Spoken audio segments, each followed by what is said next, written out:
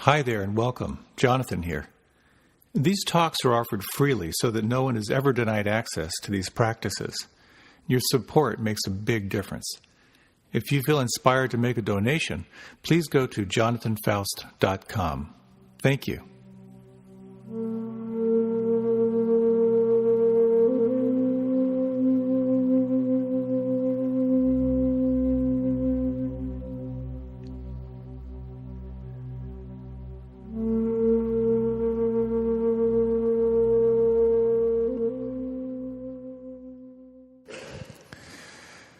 I'm always self-conscious about repeating my jokes too much, but it's been over a year. This is one of my favorites, and it fits the theme of the talk tonight.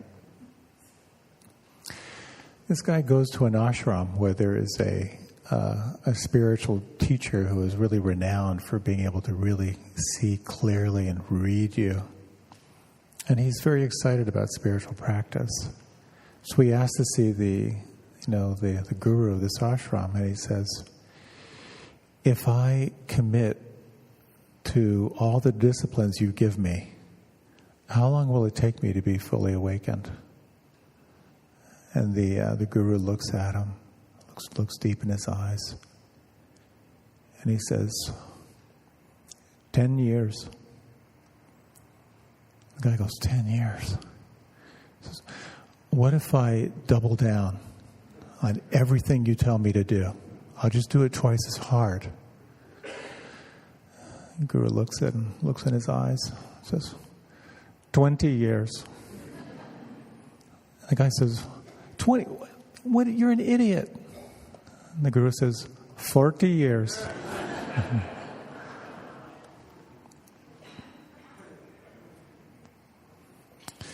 I like to check in from time to time just to sense, how am I doing in my practice? How am I doing in my life, etc. And am I too tight? Do I need to loosen up? Am I too loose? Do I need to tighten up? And I notice that usually there are things that I'm avoiding in my life, and there are things that I'm not letting go of, that I could let go of. Aversions and attractions, which are the basic foundation of life, the things we avoid, the things we hold on to. One of the aversions I have, for which I feel guilt, is I have some physical therapy I need to be doing. I messed my foot up a while ago. I went to see a physical therapist. He said, do these practices for 20 minutes a day and you'll be okay. And I hate those practices. I've only done them a couple times, and I feel perpetually guilty. Yeah. It's the line of like, oh, I missed my yoga this morning. That makes it 6 years. So that's kind of the aversive side, where I'm avoiding something that I know would be good for me. On the kind of craving side, I've noticed that I'm once again severely addicted to coffee. And I'm drinking more, so my toleration is more, and I'm kind of in this high cycle of too much caffeine. And I really like caffeine. So I'm inspired to kind of reboot. And part of what I'd like to do is to offer, if you would like to take this on, this is something we did last year about this time, of one observation and one restraint. One thing you're going to do for 30 days every day, and one thing you're not going to do for 30 days, and then track it. So what I'm going to do is do this wretched physical therapy every day for 20 minutes, and I'm going to get off coffee. Not off caffeine, but off coffee. I'm moving on to matcha tea. That's going to be my thing. So tonight I'd like to talk about aspiration and effort. The things that you want, and then the skillful effort that helps you to get there. Because we, for some reason, are usually perpetually frustrated about wanting certain things and having them not happen. So I'd like to explore a little bit of that. The first thing I'd like to talk about is getting clear on what you want, on what you really want. The second is, once you know what you want, you need to determine what are the best practices, like what are the most effective ways to take you toward what you want. And then the third is to look at, once you know what you want and you have an idea of how to get there, how do you sustain attention on that? That's where so many of us tend to experience things falling away. And then finally, I'd like to talk a little bit about how do you make course corrections when you're on track for something that you really, really want. So this question of what do you really, really want? I think I can answer that pretty succinctly from the perspective of the mind. And the answer is more. The mind just wants more in ever-increasing quantities, forever and ever. When I was in the Peace Corps in West Africa, I got to hang out with a lot of people who had nothing. I was living in Niger, right on the edge of the Sahara, and extremely, extremely poor country. One of the first things that surprised me was the level of happiness. Because it just, from my Western perspective, how could people have so little but have just a high degree of love and connectedness that I would see in the villages? And I realized that it was amazing to see the love, the interconnectedness, the sense of belonging. It was extraordinary. But I noticed that it was easy to see in that culture that for many of the people I would meet, if they didn't have anything, what they would want would be a bicycle. And if they had a bicycle, then they would want a moped. If they had a moped, well, then they wanted a motorcycle, or they wanted a car or a better car, and certainly not exclusive to West Africa. That's the human condition, but it was easy to see in that culture. But in that same way, our minds want more. Whatever we have, we want more of it. And the idea, when we turn our attention to spiritual practice or toward mindfulness, is to make sure that what you want is based on reality. This is a reality-based practice. And what that means is that material things are going to fall away, including your body. So then the question becomes, if everything material is going to change and fall away, well, then what do you want? Of course, we're living in a material world, but we have this sort of built-in, kind of baked-in sense of what's next and how do I get it? I remember it was about 12 years ago when I stepped down from being the CEO of a large nonprofit. I called a mentor of mine, and I said, well, I just let the board know that I'm not going to continue in this role. And his response was so helpful. He said, that's great. Now, I want to see if you've got the cojones not to grab the first shiny thing that comes your way.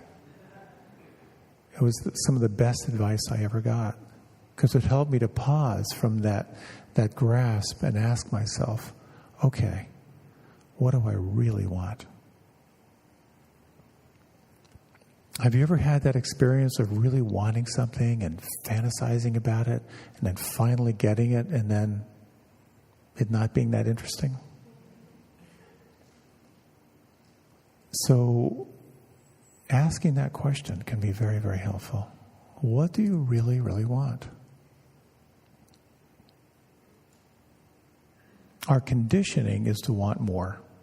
And it comes out of that fundamental, instinctual, biological response to life of moving away from pain and moving toward pleasure.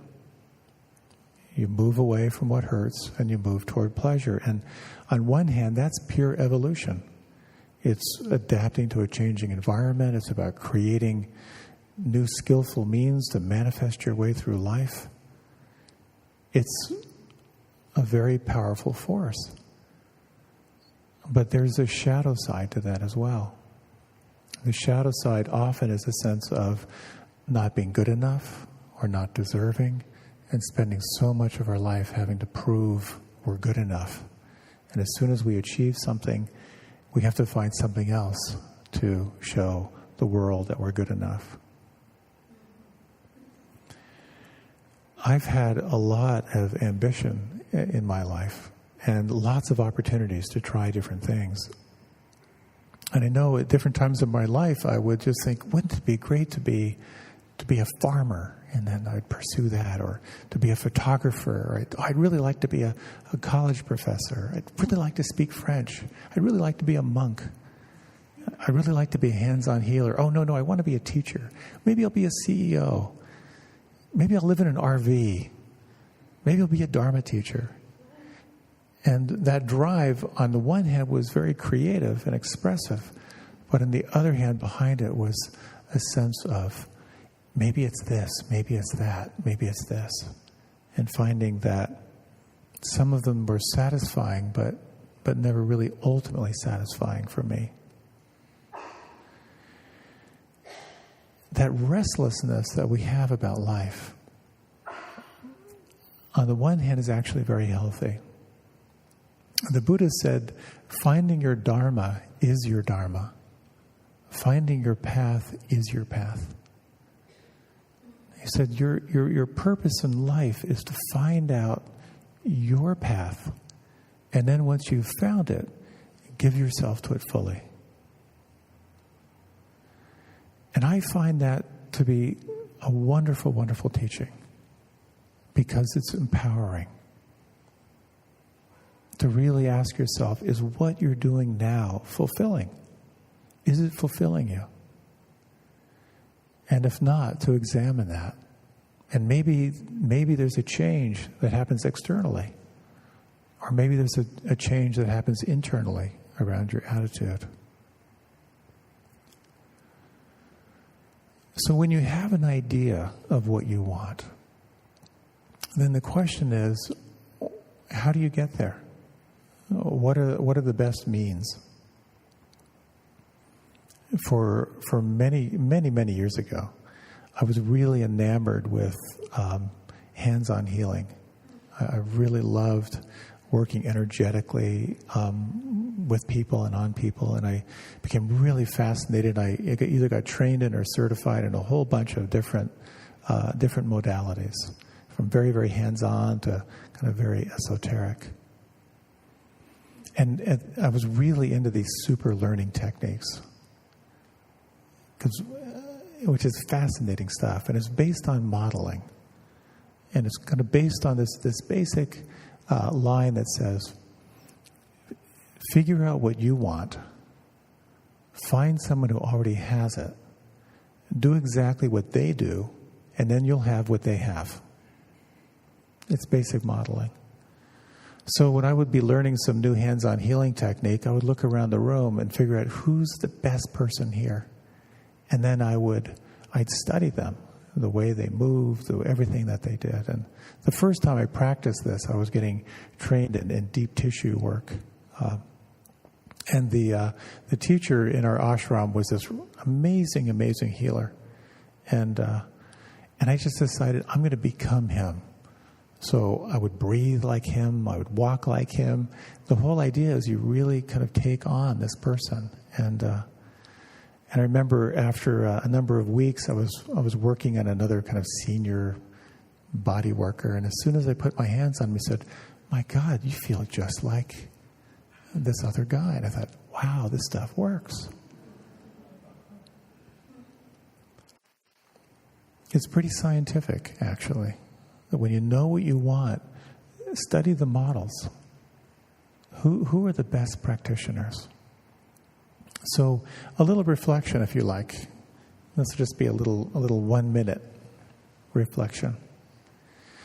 You might close your eyes and take a few moments to reflect on something that you want in your life, something you would like to embrace more. Maybe it has to do with your work or your creative expression or relationally. And take a moment to reflect on someone you could consider a model. Someone who is really personifying how you would like to be.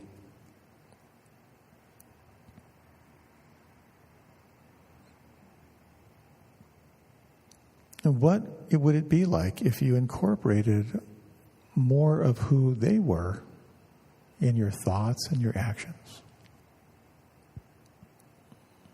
What if you were to draw the model of who they are more into your life?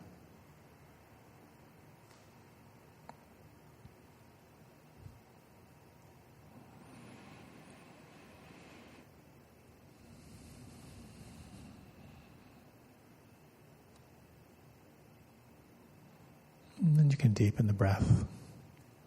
And if you like, you can open your eyes. It's, of course, a very brief reflection, but it's a very, very helpful thing when you reflect on the different aspects of your life you'd like to enhance, to really ask yourself, who's doing this in a way that I would like to do this? And to examine that a little bit can be very helpful. And in terms of the Dharma, in terms of spiritual practice, through this lens of Buddhist psychology, there are those who have walked this path before us. And they can offer us a map. If you want to get somewhere, it's really helpful to have a map, because the map will say, don't go down there, it's a dead end. Take this shortcut. And so from here we have the map in terms of the Dharma as the Eightfold Path. This is sort of the map that's sort of outlined through the Buddha of 8 different perspectives that are worthy of your time and study. Having the right view, a real sense of what the map is. Looking at resolve. How do you dial in that sense of resolution toward what you want? Looking at speech. How speech is related to how you manage your energy. The view of ethical conduct. The behaviors that if you refrain from and the behaviors if you embrace will kind of lubricate the path for you. There are beautiful teachings on right livelihood, of ways that you can make your way in the world that will enhance your practice. There are beautiful teachings on effort, of how to apply effort, and how to cultivate awareness, and how to cultivate one-pointed concentration. So last year I gave a series of talks on each of those elements of the path. And there are beautiful teachings if you'd like to explore a little bit about kind of what are considered the best practices when it comes to kind of awakening through this particular approach, through this particular system. But essentially, once you know what you want, you then look to the best practices, and then you focus there. So it's one thing to know what you want, it's another thing to have a sense of what to do, but then it's a whole other thing to actually engage and to stay the course and sustain your attention there.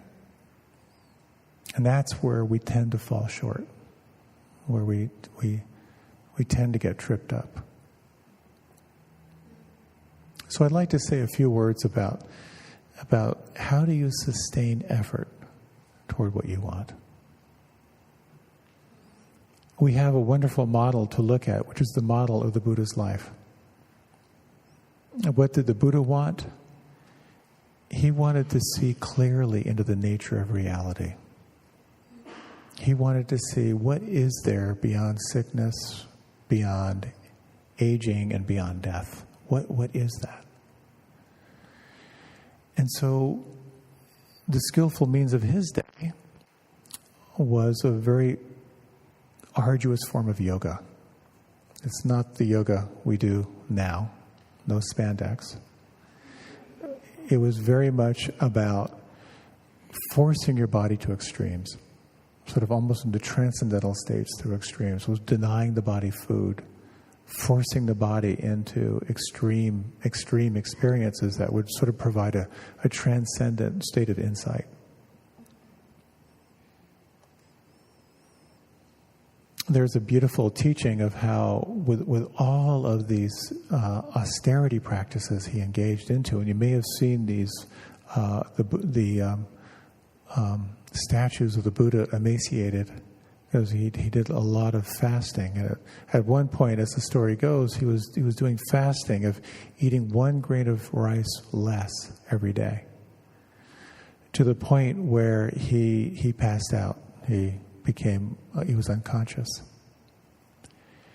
And a young woman from another caste came across his body and offered him some milk. And he took the milk and was somewhat refreshed. And he was chastised by his fellow yogis, his fellow practitioners.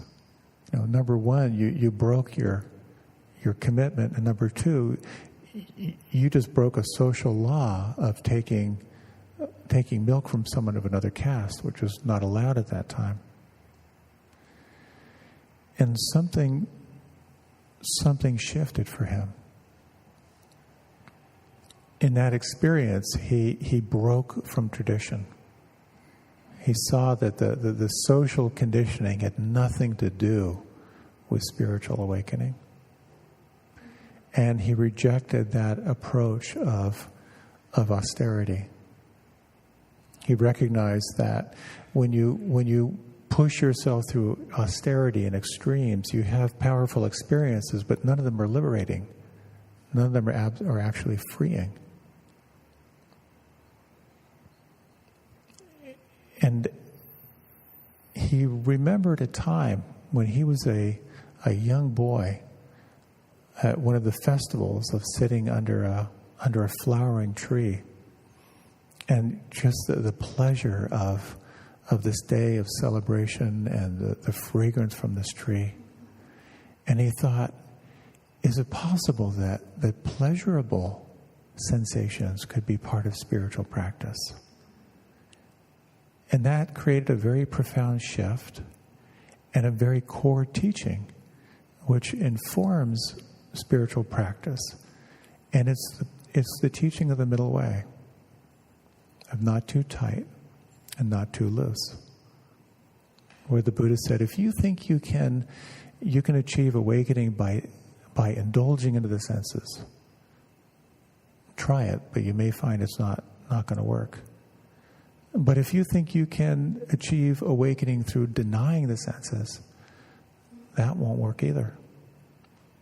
So the essential teaching is not too tight and not too loose. And that requires a very powerful sense of self-awareness to recognize, are you holding on too tight, and would softening bring you back to balance? Or are you just too loose and unstructured, and actually some discipline would bring you back to balance? And it's very, very helpful to recognize, because quite often we turn on ourselves and we turn to austerity, to self-discipline that comes from a place of extremes that might be pushing us too far. As well, there are times when we don't apply ourselves the way we know we could, and that has a very deep inherent quality of dissatisfaction as well. I'm guessing that most of us here have made huge sacrifices at times in our lives.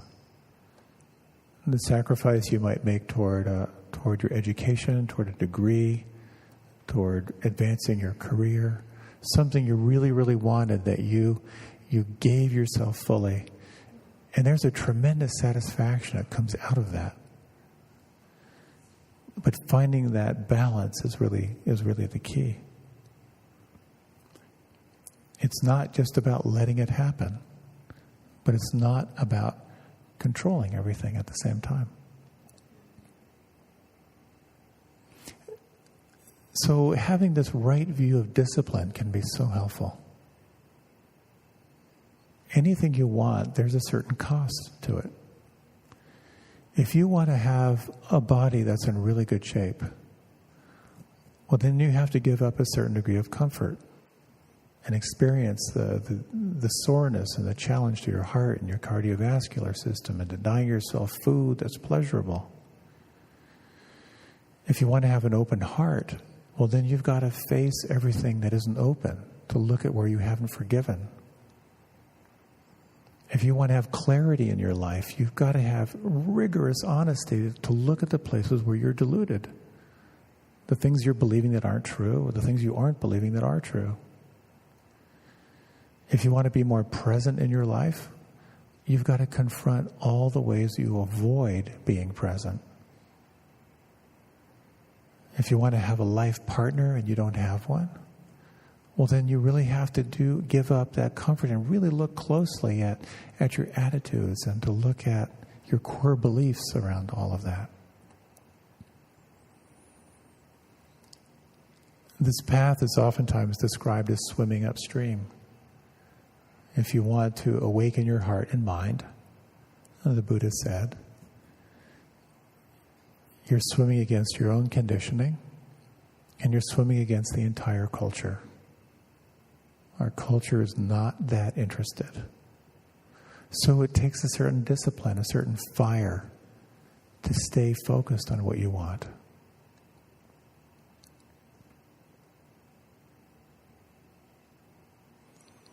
We often talk in this tradition, and in pretty much all great traditions speak of how unless you're living in a monastery or an ashram or some place that is fully designed to support you 100%, if you're living in the world with commitments and responsibilities and relationships,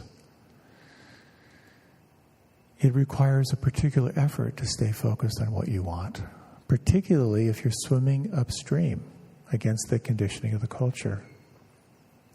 And the three classic teachings speak of finding and embracing a daily practice. Some way on a daily basis that you immerse yourself in some form of discipline that's going to move you toward what you want. And dialing that in, of course, is very, very important. Something you can realistically commit to, etc. The second thing are times of intensive retreat, where you step away from your habits, your routines, all of that stimulation, and you immerse yourself deeply into some transformative practice. And that, of course, informs your daily practice, and it's quite powerful. The third element, as I like to describe it, it's maybe the most important and the hardest, and that is to be around like-minded people. Because the people you hang out with affect you in a very, very powerful way. I know I've shared this before, but I read a study that said if you take your 5 best friends and average their income, it's probably your income. And when I read that study, I immediately thought, I got to find some new friends. But the truth is, we gravitate to resonate with those we spend the most time with. So to take this time tonight to be in community, to step away from the busyness of your life, just to immerse in the practice and hear some Dharma teachings, it's very powerful. Not just for what you might get here, but the trouble you don't get into if you were somewhere else. The daily retreats, the residential retreats, all of those are immensely helpful. To stay inspired, it's a powerful thing.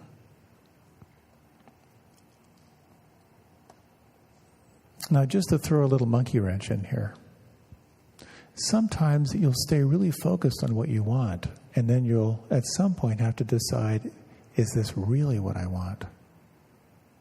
And someone said, one of the hardest lessons in life is deciding when to walk away and when to try harder. That's a really, really challenging one. As one of my most impactful teachers said, when it comes to meditation or yoga or deep yoga, most people stop practicing precisely because it's working. It's designed to help you see more clearly, which means it's designed to show you where you're caught, where you're stuck, which means resistance arises, and we find ourselves caught in aversion, craving, worry, sloth and torpor, doubt, fear. All of that is part of the purge that comes when you engage into a practice like this.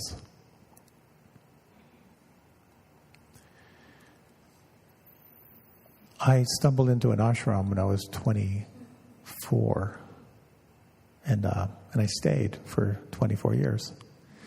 But the tradition that I stumbled into was a lineage tradition. I had a teacher who had a teacher who had a teacher. And in the lineage traditions, the teacher is the focal point. And so for 13 years out of my time there, it was very, very focused on the teacher. Of letting this particular teacher be the focal point. And it was very transformational, very powerful. It didn't fully resonate with me, but I kept sort of applying myself. I decided not to walk away, but to try harder. And then at some point I realized this isn't for me.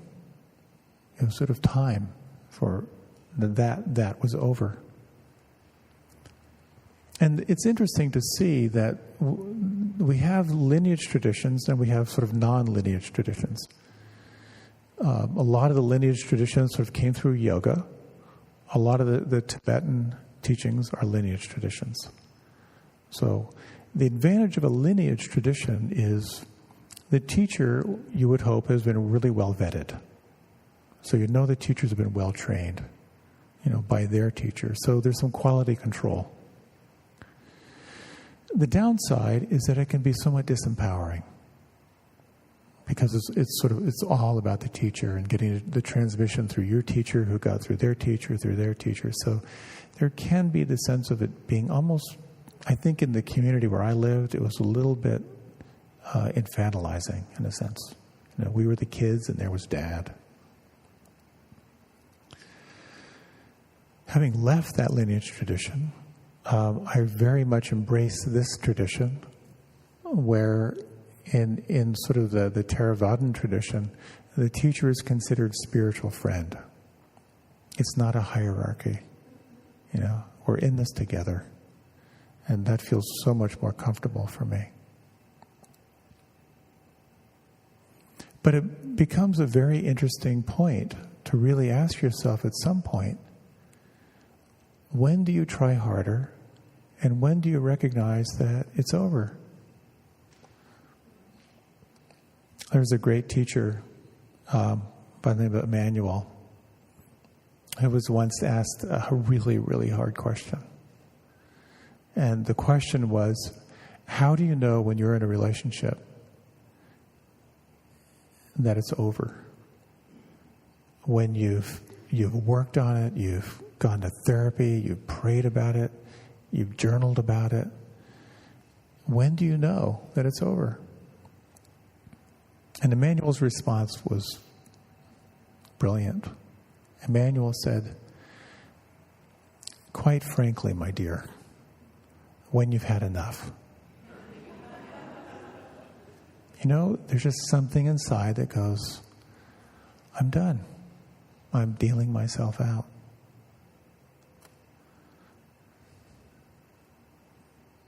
I've shared before this wonderful analogy from Ken Wilber. It says when you come to the end of something, a project, a job, a relationship, something you were really, really focusing on, the mind wants to make someone wrong. Either you make yourself wrong or you make the externals wrong. But he said, think of it this way. You've been eating at a buffet table and you're full. You were so excited to find it. It was nourishing. It was exciting. And you can't eat another bite. Not making anyone wrong, not making yourself wrong. It's like, thank you, I'm full. I love that. It really, it resonates for me.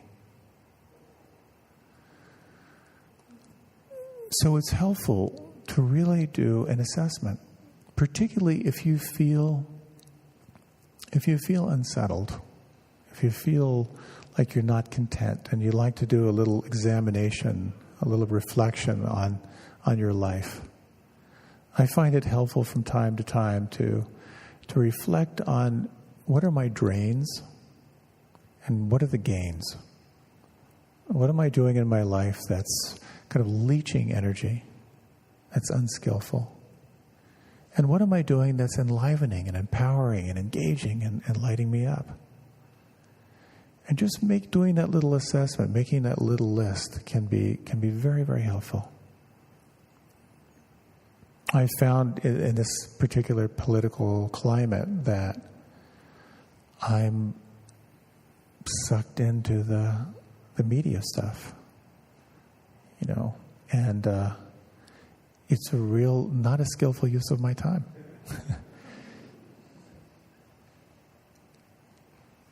So one of my disciplines is no electric media before 9 a.m. It's excruciating. It's really excruciating.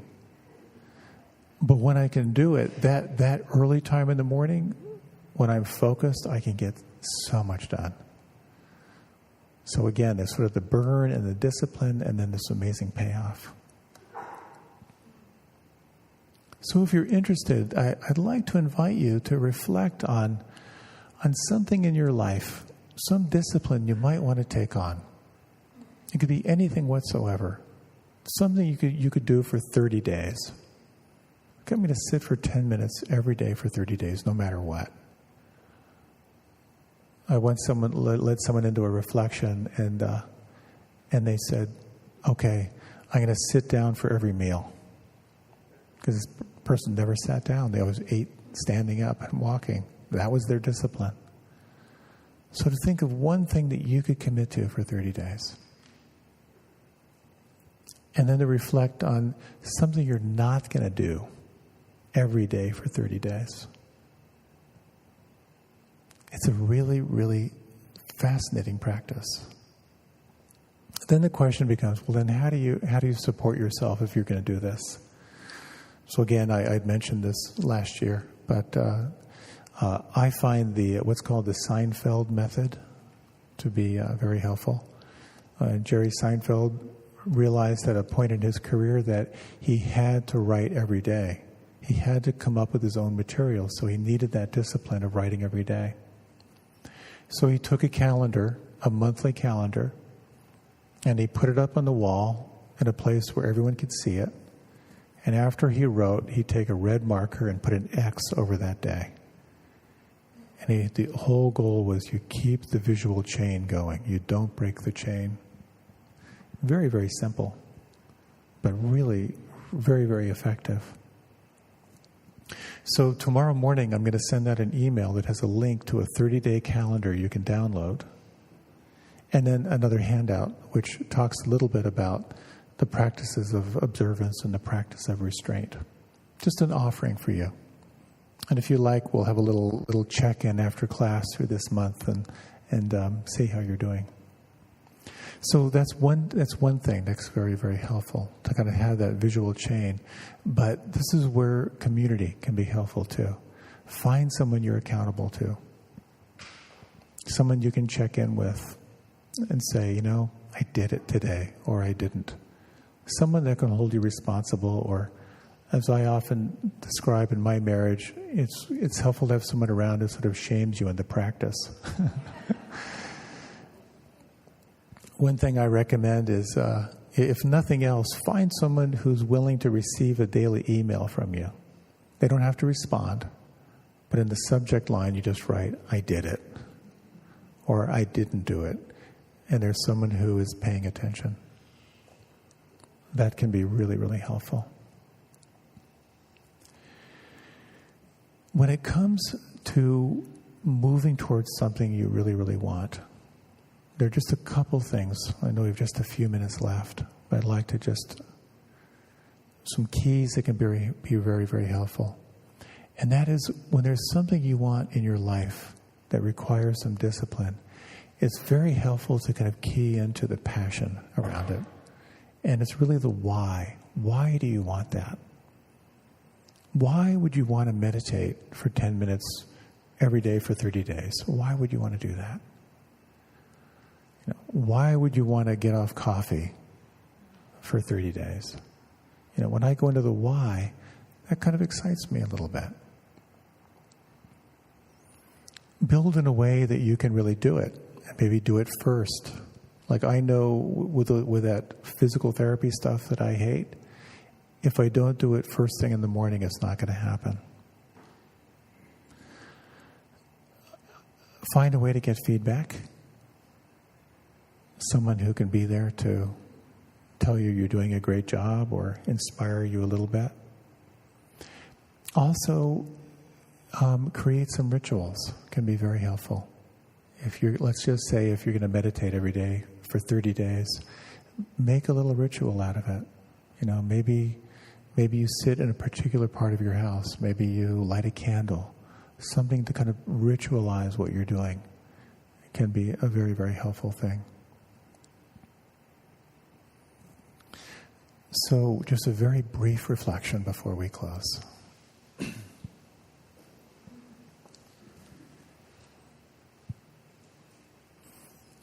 can take this time to feel the breath.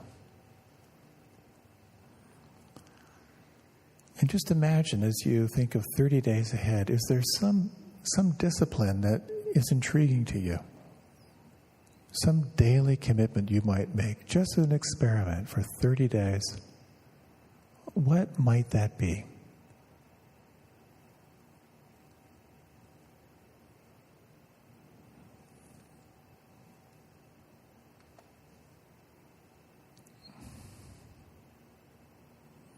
And is there something in your life from which you might refrain and pay attention to that? And what might that be?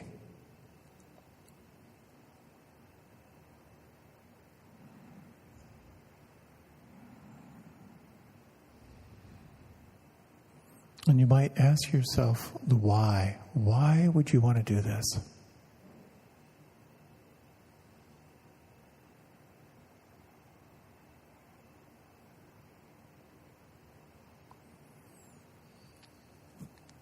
If you were to engage in a 30-day practice of discipline, what kind of support would be ideal and perfect for you? Can you think of someone who might be interested in partnering up or willing to be a sounding board for you?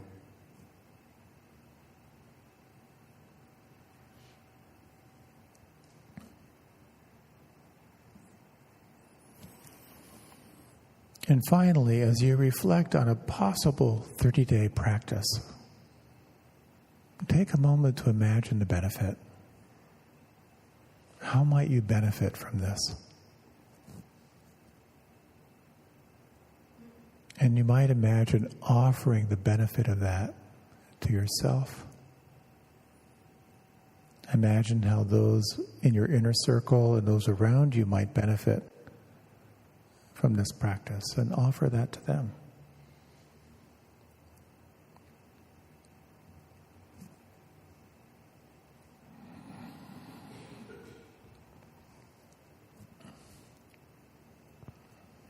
And then when you're ready, you can deepen your breath.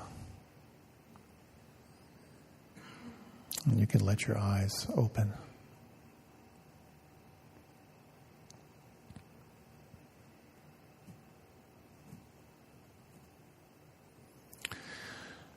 Thank you for your time and attention. I'll be thinking of you as I have my tea tomorrow morning. I will raise my glass of green matcha in your general direction. A few announcements before we go. First, we have some tea and cookies, so it's a great time to maybe have a conversation with someone around what you might be inspired to do. You can sign up in the back with your name and email if you're not on the mailing list. And as always, it's your support that helps this class happen, the church and IMCW and myself. So I thank you for that. Have a wonderful week. I will be back next week, and if you like, we may have a little gathering after class just to share the good news around your practice, if you feel inspired. I don't want to guilt trip anyone, but if this resonates for you, do try it on. I'm going to send an email tomorrow with some of the links for the calendar if you want to download it.